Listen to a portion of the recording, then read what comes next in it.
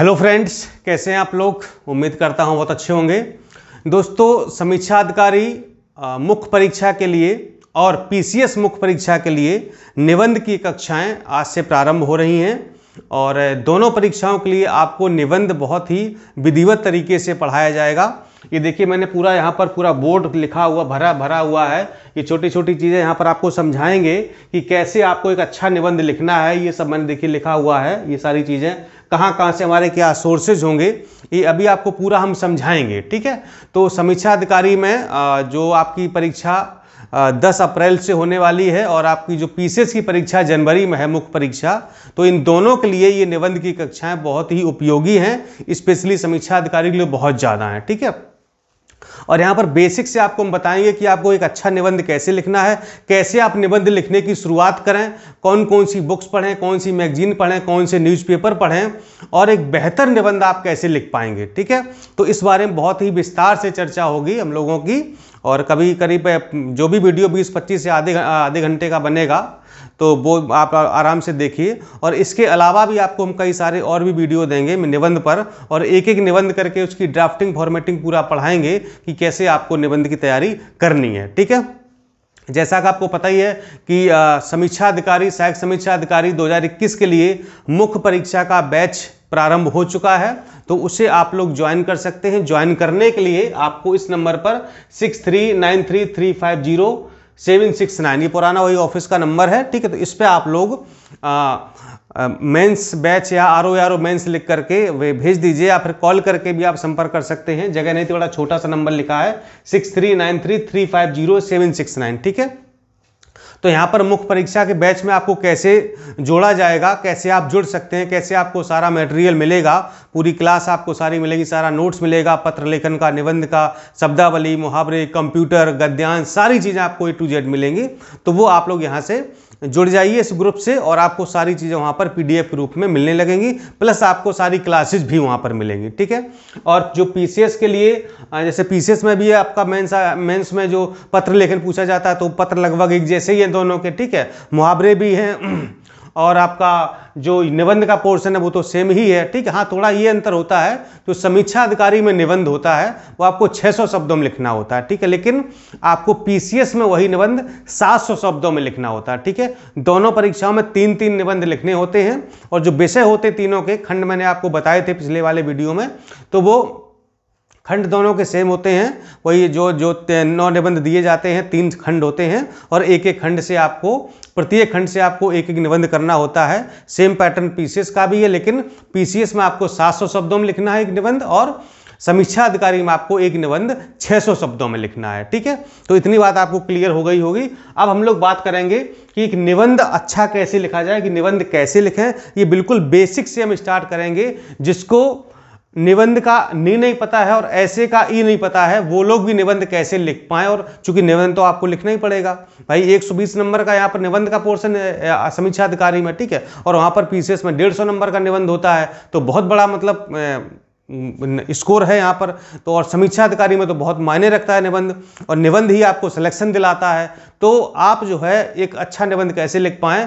देखिए, अगर नॉर्मली आप निबंध लिखते हैं तो 120 में आपको 60-65 नंबर तो नॉर्मली मिल जाएंगे, आप कैसा भी लिख देंगे। लेकिन हम चाहते हैं कम से कम 75-80 प्लस नंबर आपके आए निबंध में। तो वो निबंध आपको कैसे लिखना है, तो वो सारी चीज़ें, वो तरकीबें, वो फॉर्मेटिंग, वो डिजाइन, वो सब आपको हम बताने वाले हैं। ठीक है, तो देखिए, जो निबंध आपको लिखना है, सबसे पहले मैं आपको सोर्सेज बता दूं कि सोर्सेज क्या होते हैं। ठीक है, और कहाँ से निबंध लिखा जाता है। तो सोर्सेज हमारे क्या है, न्यूज़पेपर एक तो होना चाहिए। न्यूज़पेपर में जो एडिटोरियल और आर्टिकल आते हैं वो, ठीक है, वो आपको पढ़ने हैं। जैसे कि आप न्यूज़पेपर दैनिक जागरण पढ़ सकते हैं, जनसत्ता पढ़ सकते हैं, द हिंदू पढ़ सकते हैं, जो भी आपको अच्छा लगे। ठीक, इसके अलावा योजना, जो भारत सरकार के प्रकाशन की मैगजीन आती है, योजना, कुरुक्षेत्र आती है, Vigyan Pragati, science reporter, Outlook, down to earth, Bharat सरकार की website, PIB press information bureau, और इंटरनेट। ठीक है, गूगल इंटरनेट या सोशल मीडिया जो भी है। तो इतने सारे सोर्सेज हैं, यहाँ से आप लोग निबंध का कलेक्शन कर सकते हैं।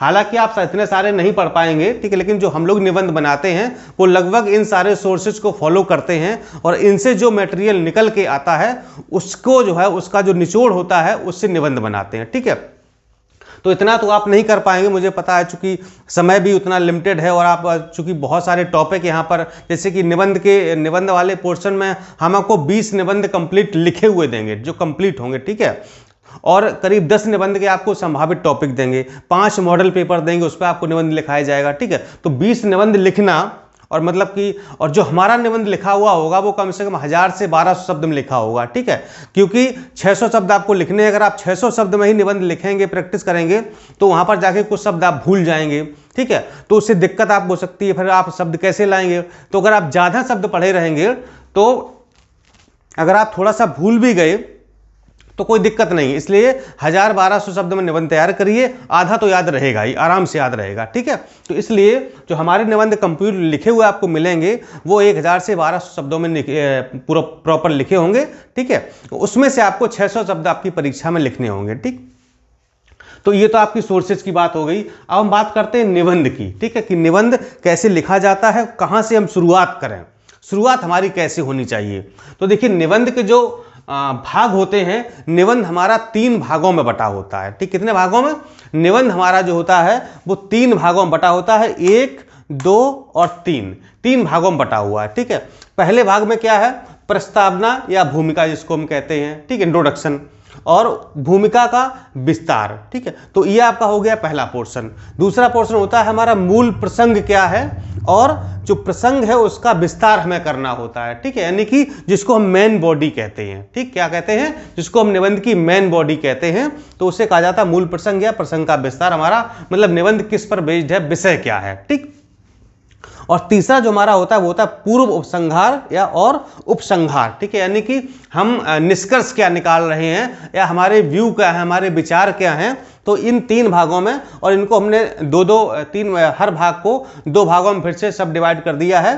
प्रस्तावना यानी भूमिका का विस्तार, मूल प्रसंग का विस्तार, पूर्व संहार और उपसंहार, ठीक है। अब ये कौन सा पोर्शन कितने शब्दों में लिखना है, चूंकि 600 शब्द की आपको लिमिट दे रखी है, 600 से आपको ना तो कम लिखने ना तो ज़्यादा लिखने हैं, ठीक है। देखिए 10-5 शब्दों का कोई वो महत्व नहीं रखता है कि आप 10-15-20 शब्द का कम हो गए या ज़्यादा हो गए, कोशिश करिए ज़्यादा ही हो जाएं, क्योंकि कम तो रहेंगे नहीं। अगर कम रहेंगे तो आपकी बात छूट जाएगी, इसलिए आप हमेशा प्लस में ही रहेंगे कि आप 10-15-20 शब्दों को जो है ज़्यादा ही लिखेंगे, ठीक है। तो अगर आप 10-15-20 शब्द ज़्यादा लिखते हैं तो कोई इशू नहीं है, ठीक है। लेकिन अगर आप 600 के 700 लिख देंगे, 750 लिख देंगे, तो वहां पर दिक्कत हो जाती है, ठीक है, क्योंकि शब्द बहुत ज़्यादा बढ़ जाते हैं। अब शब्दों को कैसे गिना जाता है ये भी हम आपको बताएंगे, यहाँ पर लिखा हुआ है, देखिए शब्दों का गिनना, कैसे शब्द आप गिनेंगे, कैसे काउंट करेंगे, ये भी आपको, ये छोटे छोटे पॉइंट लिखे हैं ना, ये बहुत काम के। अभी आपको एक एक पॉइंट हम समझाएंगे कि इन पॉइंट का मतलब क्या है, कैसे आप जो श्रृंगार, वो निबंध का जो आप श्रृंगार कैसे बढ़ा सकते हैं, और कैसे अच्छा उसकी शैली, उसकी भाषा कैसे आप अच्छा कर सकते हैं। तो ये सारी चीज़ें आपको हम समझाएंगे यहाँ पर अभी आप, ठीक है। तो वीडियो तो लंबा होगा, ये ऑब्वियस सी बात है। तो देखिए, सबसे पहली बात है, आपको सबसे पहले क्या करना है, प्रस्तावना आपको लिखनी है, यानी कि भूमिका लिखनी है, ठीक है।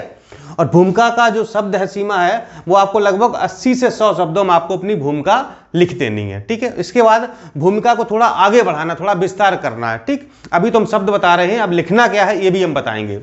भूमिका का विस्तार जो आप करेंगे वो 100 से 110 शब्दों में आपको भूमिका का विस्तार करना है, ठीक। फिर आप आएंगे मूल प्रसंग, यानी कि हमारी मेन बॉडी क्या है, हम निबंध किस विषय पर लिख रहे हैं, वहां पर आएंगे तो 120 से 130 शब्दों में हम अपना मूल प्रसंग विषय बता देंगे, हम किस पर निबंध लिख रहे हैं, ठीक है। इसके बाद मूल प्रसंग का विस्तार करना है, तो ये आपका 180 से 200 शब्दों में आप इसको लिखेंगे, ठीक है। इसके बाद पूर्व उपसंहार, यानी कि जो निष्कर्ष लिखते हैं, जिसको कंक्लूजन कहा जाता है या उपसंहार कहा जाता है, तो उससे पहले हम लिखते हैं पूर्व उपसंहार, ठीक, यानी कि समाप्ति की ओर बढ़ रहे हैं, तो 60 से 80 शब्दों में आप पूर्व उपसंहार लिख सकते हैं। और उपसंहार यानी कि निष्कर्ष, जिसको हम कंक्लूजन कहते हैं, वो आपका 40 से 50 शब्दों में आ जाएगा। तो अगर आप जोड़ेंगे तो लगभग 600 शब्द यहाँ पर बैठ जाएंगे, ठीक है। ये अगर पीसीएस की बात की जाए तो सेम ऐसे ही लिखा जाएगा, लेकिन शब्द यहाँ पर आप 10-10, 20-20 करके बढ़ा देंगे तो वो आपके 700 शब्द हो जाएंगे, ठीक है। यहाँ पर मैंने 600 के हिसाब से यहाँ पर रेशियो बनाया हुआ है। पीसीएस के जब आप लिखेंगे तो यहाँ पर आप 10-15 शब्द हर टॉपिक में बढ़ा देंगे, हर सेगमेंट में, तो आराम से आपके 700 शब्द हो जाएंगे, ठीक है। इतना क्लियर है आपको। अब देखिए, प्रस्तावना में आपको लिखना क्या है। प्रस्तावना में आपको भूमिका में लिखना है पिछला विवरण। किसका पिछला विवरण? मतलब आप कुछ भी, जिस भी विषय पर निबंध लिख रहे हैं, चाहे कुछ भी हो, आप जैसे विषय कोई भी सेलेक्ट कर लीजिए। मान लो कोई योजना है, ठीक है, या भूकंप है, बाढ़ है, या विज्ञान है, ठीक है, या पर्यावरण है, या जलवायु है, या साहित्य है, या महिला सशक्तिकरण है, या फिर जो भी बहुत सारी योजनाएं चल रही हैं, कोविड-19 आपका हो गया, ठीक है, या कोविड का दूसरा चरण हो गया, आयुष्मान भारत है, ठीक है, या मतलब कुछ भी निबंध हो, कुछ भी हो, उसका फॉर्मेट आपको इसी तरीके से बनाना है, ठीक है। तो मान लो कोई, हम मान लो अच्छा ले लेते हैं आपका बाढ़, ठीक है, बाढ़ बहुत जाता है, सूखा होती है, मतलब चलो बाढ़ ले लेते हैं, आपको बाढ़ पर निबंध लिखना है, ठीक है, या मान लो भूकंप पर निबंध लिखना है, भूकंप बहुत ज्यादा आते हैं, ठीक है। तो अब मान लो बाढ़ पर अगर लिख रहे हैं, तो बाढ़ का जब आप निबंध लिखेंगे तो निबंध की जो शुरुआत होती है, शुरुआत आप कैसे करेंगे, सबसे बड़ी बात तो ये है। हालांकि हम 2-4-10 निबंध की प्रस्तावना आपको यहां पर लिख के दिखाएंगे, ठीक है। तो शुरुआत हम क्या करेंगे कि मतलब जो पिछला विवरण है, मतलब कि कुछ हम, एक तो जो शुरुआत होती है वो हम कहां से करते हैं, देखिए कोई या तो स्लोगन हो, या कोई कविता हो, या कोई शायरी कर सकते हैं, कोई सूक्त वाक्य हो, तो वहां से हम जो है उसकी अपने निबंध की शुरुआत करते हैं। या किसी के कोई महापुरुष का कोटेशन हो, कुछ ऐसी पंक्तियां हो, तो वहां से हम अपने निबंध की शुरुआत करें, ठीक। अब कुछ कोटेशन है, कुछ स्लोगन है, कुछ सूक्त वाक्य है, वो आपको हम दे देंगे कि आप किस किस निबंध में कौन कौन से कोटेशन डाल सकते हैं, ठीक है। तो उसके लिए आप निश्चिंत रहिए, वो आपको हम बीच बीच में बताते रहेंगे कि किस निबंध में आप क्या लिख सकते हैं।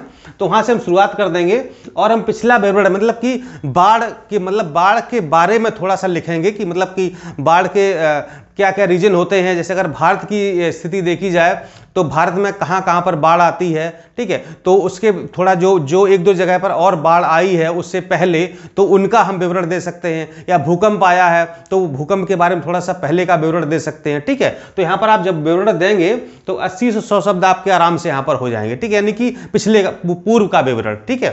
या मान लो आप महिला सशक्तिकरण पर ही लिख रहे हैं, ठीक है, तो उससे पहले की चीजें थोड़ा सा आपको, मतलब उसका थोड़ा सा इतिहास, बहुत ज्यादा नहीं जाएंगे आप पूर्व में, थोड़ा सा पूर्व में जा करके उसको इतिहास से जोड़ने का प्रयास करेंगे, ठीक। इसके बाद क्या करेंगे, जब भूमिका का विस्तार आपको करना है, ठीक है, और भूमिका का जब विस्तार आपको करना है, यहां पर मैंने लिखा हो फॉर्मेटिंग रफ कार्य 8 से 10 मिनट, इसका मतलब अभी आपको हम समझाएंगे।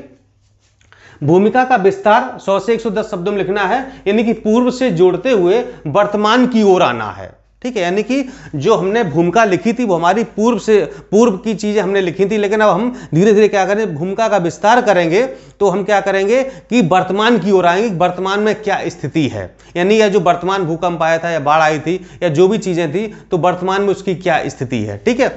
इसके बाद इतना हो जाएगा, फिर हम आएंगे मूल प्रसंग में, ठीक है। मूल प्रसंग में क्या करेंगे, प्रमुख तथ्य या उसके बारे में आपको जानकारी देंगे, बताएंगे कि बाढ़ क्या होती है, या भूकंप क्या होता है, या महिला सशक्तिकरण क्या होता है, या जलवायु परिवर्तन क्या होता है, ठीक है, या पर्यावरण से संबंधित कोई मुद्दा है तो वो क्या होता है, यानी कि उसके बारे में जो हमारा विषय है, उस विषय के बारे में हम बताएंगे कि ये है क्या है वो एक्चुअल में है क्या, ठीक है। तो ये बताएंगे, उसके कुछ हम फैक्ट देंगे, कुछ तथ्य उसके बारे में कुछ जानकारी देंगे। तो ये सारी चीजें हमको क्या करनी है, मूल प्रसंग में बताना है। इसके बाद मूल प्रसंग को, यानी हमारी मेन बॉडी को थोड़ा सा आगे बढ़ाना है, यानी कि उसका विस्तार करना है और बताना है कि क्यों, मतलब जैसे बाढ़ है तो बाढ़ क्यों आती है, या भूकंप है तो क्यों आता है, तो क्यों के बताएंगे भाई कि इसलिए आता है, कारण, उसके क्या कारण है, आने के कारण क्या, क्यों भूकंप आते हैं, क्यों बाढ़ आती है, ठीक है। या महिला सशक्तिकरण करना चाहते हैं तो क्यों करना चाहते हैं, समस्या क्या है, उसके कारण क्या है। या जलवायु परिवर्तन हो रहा है तो क्यों हो रहा है भाई, कारण क्या है, यानी कि हर चीज के, चाहे वो कुछ भी हो, उसके कारण होते हैं। क्यों शब्द जरूर लगाओ, अगर ऐसा कर रहे हैं तो भाई क्यों कर रहे हैं। जैसे हमारे निबंध पढ़ रहे हैं तो क्यों पढ़ रहे हैं, आप बताइए ना। ये समीक्षा अधिकारी में पूछा जाता है, 3 निबंध आते हैं, 120 नंबर के होते हैं, और निबंध के बेस पर सिलेक्शन होता है, ठीक है ना। तो यही बात आपको बतानी है कि क्यों और उसके कारण क्या है, ठीक।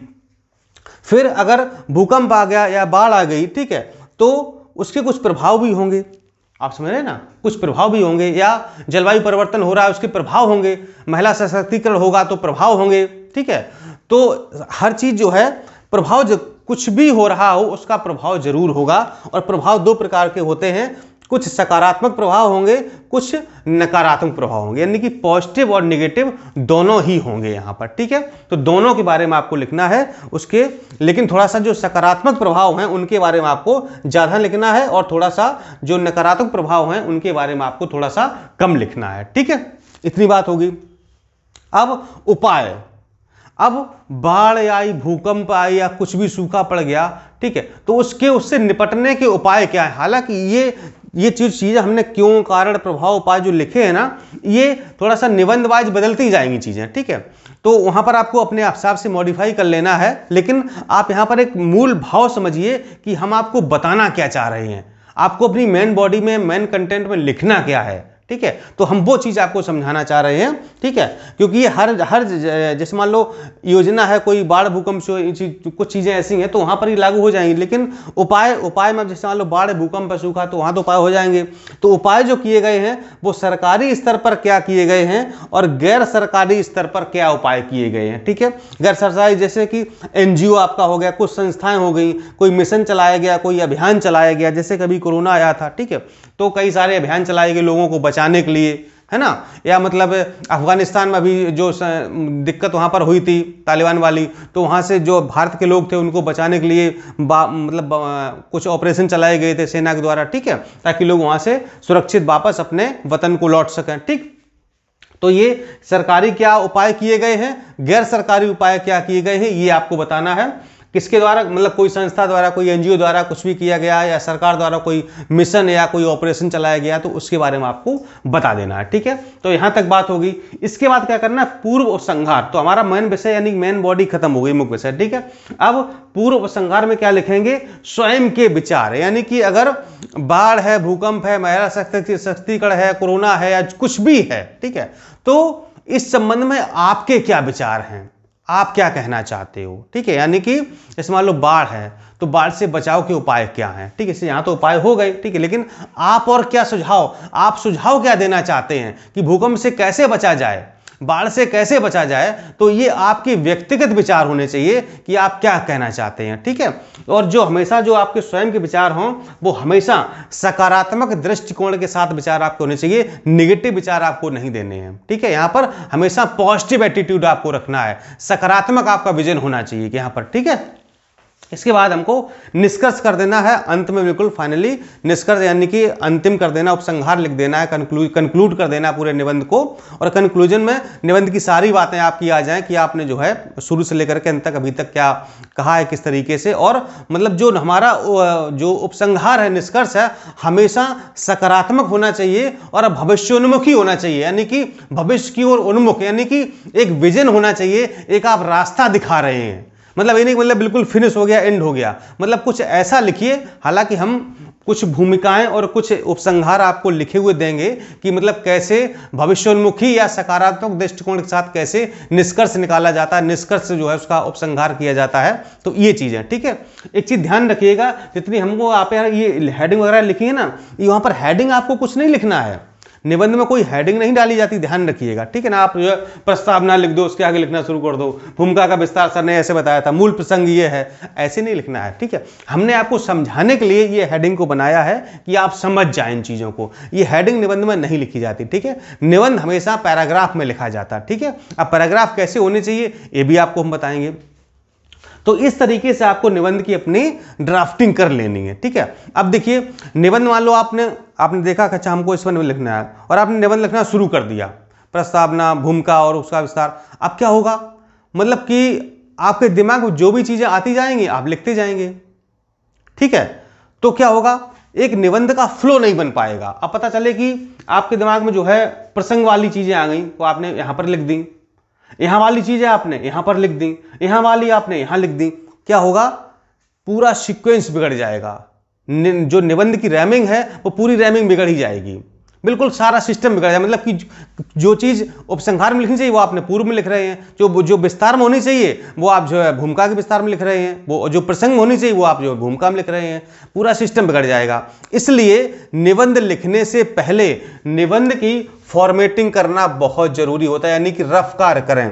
पीछे कॉपी के पीछे रफ कार्य के लिए, रफ वर्क के लिए कुछ 2-3 पेज दिए होते हैं, तो क्या करें, 10 से 15 मिनट में, 8 से 10 मिनट में या मैक्सिमम 12 मिनट में आप क्या करें, पूरे निबंध की फॉर्मेटिंग कर लें। मान लो आप बाढ़ पर लिख रहे हैं तो बाढ़ को आप इस तरीके से कि प्रश्न भूमिका हमको कौन कौन से पॉइंट लिखने, मतलब शॉर्ट में लिख लें, ठीक है। विस्तार में क्या क्या डालना है, मूल प्रसंग में क्या होना चाहिए, मतलब ये चीजें पूरा फॉर्मेटिंग कर लें पूरा, मतलब इसमें आपको 10 से 12 मिनट लगेगा।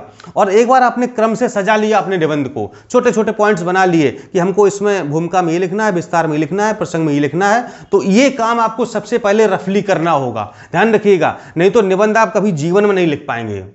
अगर आपने फॉर्मेटिंग ना, लिख तो पाएंगे लेकिन वो मजा नहीं आएगा जो निबंध में आना चाहिए, वो नहीं लिख पाएंगे आप। इसलिए क्या करना है आपको, जो ये निबंध आप लिखेंगे सबसे पहले आप निबंध की फॉर्मेटिंग जरूर कर लें, ये बहुत कंपलसरी, बहुत इंपॉर्टेंट है। और अगर आपने ये नहीं किया, समझो आपका निबंध बिल्कुल सत्यानाश हो जाएगा, ठीक है। तो इस पर आपको ध्यान देना है। तो इतनी बातें हो गई हैं। अब हम यहां पर एक एक पॉइंट को लेकर चले। और देखिए एक चीज और, जो आप भूमिका लिखेंगे ना, तो भूमिका से ही आपके निबंध का विजन स्पष्ट हो जाना चाहिए कि आप किस दिशा में जाना चाह रहे हैं, आप कहना क्या चाह रहे हैं। तो भूमिका आपकी बहुत दमदार होनी चाहिए, क्योंकि आपको भी पता है और मुझे भी पता है 600 शब्द आपके निबंध के एग्जामिनर कभी नहीं पढ़ेगा।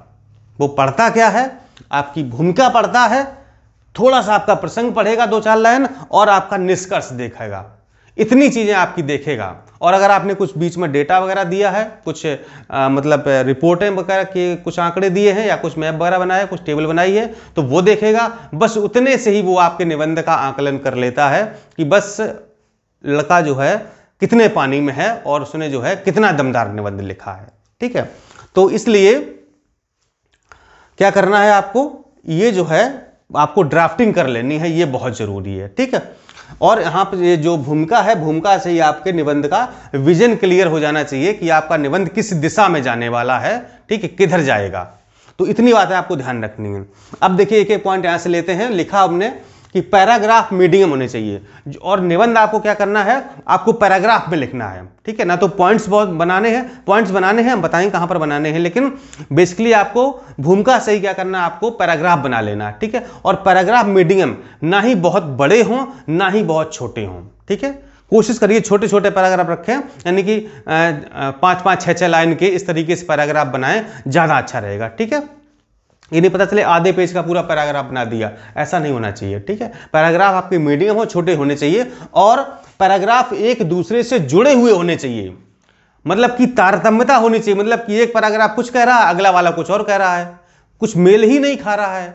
तो मतलब इससे क्या होता है, एग्जामिनर परेशान होता है, और एग्जामिनर जब परेशान होता है, मतलब अरे इसका पहले वाले पैराग्राफ में कुछ और भाव निकल रहा है और दूसरे वाले में कुछ और निकल रहा है, कोई तारतम्य ही नहीं बन रहा है, वो भड़क जाएगा आपके ऊपर, नंबर ही नहीं देगा, ठीक है। तो इसलिए हमेशा हमारे पैराग्राफ एक दूसरे से जुड़े हुए होने चाहिए। जैसे पैराग्राफ हमारा खत्म हो तो अगला जो पैराग्राफ स्टार्ट हो वो उसी के मतलब सीक्वेंस में होना चाहिए, ये आपको ध्यान रखना है। इसके बाद भाषा हमारी सरल होनी चाहिए, बहुत ही संयमित और सरल, मतलब बहुत ज्यादा मतलब जो है तत्सम शब्दों का प्रयोग नहीं करना है, मतलब जिनका अर्थ ही पता नहीं किसी को, या अर्थ ढूंढने के लिए डिक्शनरी उठानी पड़ रही है, तो ऐसी भाषा का इस्तेमाल आपको बिल्कुल भी नहीं करना है, ठीक है। भाषा बहुत ही सरल और सहज होनी चाहिए, क्लिष्ट शब्दों का बहुत इस्तेमाल नहीं करना है, मतलब कठिन शब्द नहीं डालने हैं, तत्सम शब्दों का बहुत इस्तेमाल आपको नहीं करना है। अगर अंग्रेजी शब्द आप लिख रहे हैं तो आपको ब्रैकेट में लिखना है, ठीक है। बाहर आप हिंदी के निबंध में आप हिंदी में ही लिखेंगे। हाँ, और ध्यान रखिएगा, जो समीक्षा अधिकारी का निबंध है, देखिए भाषा की याद आएगी, जो समीक्षा अधिकारी का निबंध है वो आपको केवल हिंदी में ही लिखना, ध्यान रखिएगा। समीक्षा अधिकारी का निबंध आप अंग्रेजी या उर्दू में नहीं लिख सकते हैं, लेकिन पीसीएस का निबंध आप हिंदी, इंग्लिश या उर्दू इन 3 भाषाओं में लिख सकते हैं, ये अंतर है। पीसीएस का निबंध जो है प्रॉपर पीसीएस का, अपर पीसीएस का 3 भाषाओं में, हिंदी, उर्दू, अंग्रेजी, लेकिन समीक्षा अधिकारी का निबंध आपको सिर्फ और सिर्फ हिंदी में ही लिखना है। अगर आप अंग्रेजी शब्दों का इस्तेमाल करना चाहते हैं तो जहां आपने हिंदी शब्द लिखा उसकी अंग्रेजी लिखना है, तो ब्रैकेट बना करके आप उसको इंग्लिश में लिख सकते हैं, इतना अलाउ है, ठीक है। इसके अलावा शब्द सीमा बहुत ज्यादा नहीं, मैंने कहा था ना भी, मतलब 600 जो है 10-15 शब्द आगे पीछे हो जाए, इससे ज्यादा नहीं है, ठीक है। अब अक्षरों का आकार, यानी जो आप अक्षर लिखेंगे ना, तो मतलब ना तो बहुत बड़े अक्षर हों शब्द, ना ही बहुत छोटे हों, ठीक है। और जो हमारा लाइन स्पेस, यानी कि दो लाइन के बीच में स्पेस होता है, बहुत ज़्यादा नहीं होना चाहिए, बहुत कम नहीं होना चाहिए। जो शब्दों के बीच में स्पेस होता है वो भी बहुत ज़्यादा ना हो, बहुत कम ना हो, मतलब अच्छा एकदम से लिखे। पेज एकदम अब भरा हुआ होना चाहिए, पेज खाली खाली ना हो, मतलब कि एक शब्द यहाँ लिखा है, यहाँ लिखा, लाइन चौड़ी चौड़ी कर दी, मतलब पेज भरने के लिए, ऐसा नहीं है।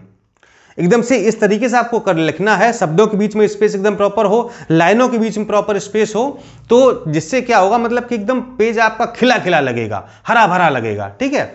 तो ये आपको नहीं करना है। अब शब्दों को गिनना, अब शब्द कैसे गिने आप, 600 शब्द आप कैसे गिन पाएंगे, ठीक है। तो आपको क्या करना है, एक पेज आप मान लो, अभी प्रैक्टिस तो आप करेंगे, ठीक। और देखिए निबंध की प्रैक्टिस आप लोग अभी से कर दीजिए, भले ही आपको निबंध का जीरो बिल्कुल है, आप बिल्कुल शून्य है, फिर भी आप कोशिश करिए, जैसे मैंने बताया प्रैक्टिस करना शुरू कीजिए, ठीक है। प्रैक्टिस जब आप करेंगे तो आपको जो पास 4 महीने का समय है, आप 4 महीने में बहुत अच्छा निबंध लिखना सीख जाएंगे। भले ही आप वनडे एग्जाम की तैयारी किए हों, जीवन में कभी निबंध ना लिखा हो, मैं दावा करता हूं कि आप निबंध लिखना आज से शुरू कर दीजिए, और देखिए 4 महीने बाद आप देखिएगा कि जो आपने आज निबंध लिखा है और 4 महीने बाद जो आप निबंध लिखेंगे, जमीन आसमान का अंतर होगा। एक बार आप करके देखिए, ठीक है। आप कोशिश कीजिए, आपका निबंध बहुत अच्छा हो जाएगा। बिल्कुल परेशान नहीं होना है, बहुत ही आराम से, ठीक है। कोई एक विषय ले लीजिए, पहली बार लिखिए, दूसरी बार लिखिए, 5 बार लिखिए, फिर देखिए आप 5 बार लिखेंगे ना आप, तो पहली बार जो लिखा था और जो 5वीं बार लिखा है, आपको अपने आप अंतर महसूस हो जाएगा, ठीक। तो शब्द कैसे गिनेंगे, शब्द मान लो आपका पेज जो है इस तरीके से होता है ना, इस तरीके से आपका पेज होता है, ठीक है। तो आप क्या करेंगे, जितनी भी लाइनें आपने इस तरह से लिखी हैं, ठीक है। तो इधर तो देखिए आयोग की लाइन होती है लेफ्ट साइड में, राइट साइड में आपको यहाँ पर कुछ नहीं लिखना होता है, ठीक है। तो हम अभी आपको कॉपी भी दिखा देंगे, किसी वीडियो में आपको कॉपी दिखा देंगे कि आयोग की कॉपी कैसी होती है, जो लोग पहली बार लिख रहे हैं, जिन्होंने मेंस दिया है या पीसीएस या किसी परीक्षा का भी लिखित वाला, ठीक है। तो उनको तो पता ही कि कॉपी कैसी होती है आयोग की, ठीक। तो आप क्या करेंगे कि जो इतने बीच में आपको आप देखेंगे कि एक लाइन में आपने कितने शब्द लिखे हैं, ठीक है, और कितनी लाइनें हैं, ये आप एक पेज पर काउंट कर लेंगे। काम आप घर पे कर सकते हैं, ठीक है। आप जो मार्केट से ले लीजिए, जो लोक सेवा आयोग की कॉपी होती है, मार्केट में उसी टाइप की कॉपी आपको मिल जाएगी, ठीक है। तो वहां से आप ले लीजिए और उसी कॉपी में लिखना शुरू कीजिए, ठीक है। तो आप देखिए कि आपके एक लाइन में कितने शब्द आते हैं और कितनी लाइनें आपने लिखी हैं। मान लो आपके एक लाइन में मान लो आपके आ गए 8 शब्द, ठीक है, और लाइनें आपकी कितनी है, मान लो आपकी लाइनें हैं 12, ठीक है, सपोज। तो 12 8 96, यानी कि लगभग 96 शब्द आपके एक पेज में आ गए, यानी कि लगभग 100 शब्द मान लो आप, ठीक है, 100। तो आपको क्या करना है, एक पेज आपने काउंट कर लिया, तो आपको यहां पर 6 पेज लिख देने हैं। पेज का मतलब समझ रहे हैं, पन्ना मतलब दोनों साइड होता है, पेज एक साइड होता है, ठीक है। तो आपको 6 पेज यहाँ पर 6 साढ़े 6 पेज तक आपको लिख देना है, ठीक है। फिर आप हो सकता है कि किसी के में 11 लाइनें हो, किसी के 7 शब्द हो, ऐसे हो सकता है। तो अपना अपना सबका, थोड़े कोई छोटा लिखता है, कोई थोड़ा बड़ा लिखता है, तो अपने अपने शब्द, एक लाइन में कितने शब्द लिखे हैं और एक पेज में कितनी लाइनें हैं, आपको पता चल जाएगा कि आपने जो है एक पेज में कितने शब्द लिखे हैं। तो आप एक पेज काउंट कर लेंगे और उसी के आधार पर आप पेज काउंट कर लेंगे कि हमें इतना लिखना है, ठीक। मान लो आपके एक पेज में 90 शब्द आ रहे हैं, ठीक है, तो फिर आपको कितने लिखने हैं, लगभग 9 7 63, यानी लगभग जो है 7 पौने 7 पेज के आसपास आपको लिखना है, ठीक है। 100 शब्द आ रहे हैं तो आपको 6 पेज के आसपास लिखना है, ठीक। इस तरीके से आप शब्दों को गिन सकते हैं, ठीक। क्या करना है आपको, कोई रिपोर्ट आई है, अपने निबंध को और ऑथेंटिक, अपने निबंध की प्रमाणिकता बढ़ाने के लिए कि हमारा निबंध कितना अच्छा है, कोई रिपोर्ट है, कोई सूचकांक है, उसके आप आंकड़े डाल सकते हैं। बहुत अच्छा ही मतलब ये इंप्रेशन पड़ेगा एग्जामिनर पर, वो कहेगा वाह देखो कितनी अच्छी बात है, निबंध को और प्रमाणिक बना दिया कि नहीं, देखो हम फैक्ट भी पेश कर रहे हैं, डेटा पेश कर रहे हैं, आप देख सकते हैं, चेक कर सकते हैं, ठीक है। स्लोगन, कविता, सूक्त, वाक्य आपको हम बता ही चुके हैं। महत्वपूर्ण शब्दों को अंडरलाइन जरूर करना है, ठीक है। जैसे आप ब्लू पेन से लिखते हैं, तो अगर कोई इंपॉर्टेंट शब्द या कोई लाइन है तो उसको आप ब्लैक से अंडरलाइन कर दीजिए, ठीक है। अगर ब्लैक से लिखा हुआ है तो ब्लू से अंडरलाइन करिए उसको, ठीक है। इससे बहुत अच्छा इंप्रेशन पड़ेगा एग्जामिनर के ऊपर। शब्दों का दोहराव नहीं होना चाहिए, मतलब कि मैंने कहा था ना कि अगर आपके पास शब्द भंडार कम हो जाएगा तो ऑब्वियस सी बात है कि आप शब्दों का दोहराव करेंगे। इसलिए शब्द भंडार आपके पास होना चाहिए, तभी तो हम आपको हर निबंध 1000 से 1200 शब्द हम लिख कर देंगे। जब आप 1000 से 1200 शब्द पढ़ करके जाएंगे और लिखने आपको 600 शब्द हैं, 700 शब्द हैं, तो शब्द आपके पास कम पड़ेगी नहीं।